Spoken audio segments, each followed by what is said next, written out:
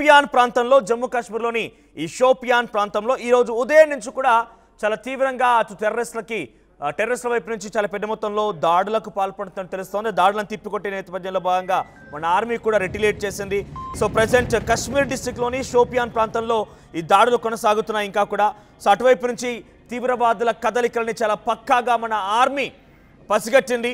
షుక్రు Keller ఏరియాకు సంబంధించినటువంటి షుక్రు Keller ఏరియాలో పసిగట్టి సెక్యూరిటీ ఫోర్సెస్ కూడా పెద్ద ఎత్తున ఇటువైపు నుంచి కార్డన్ సెర్చ్ని నిర్వహిస్తున్నారు. ఈ కార్డన్ సెర్చ్ కొనసాగుతోంది.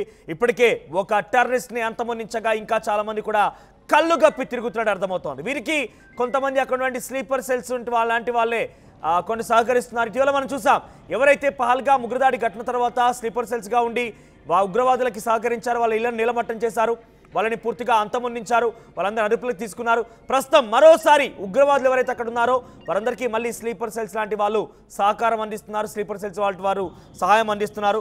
సో ఆ విషయంలోనే కార్డన్ సెర్చ్ కొనసాగుతుంది.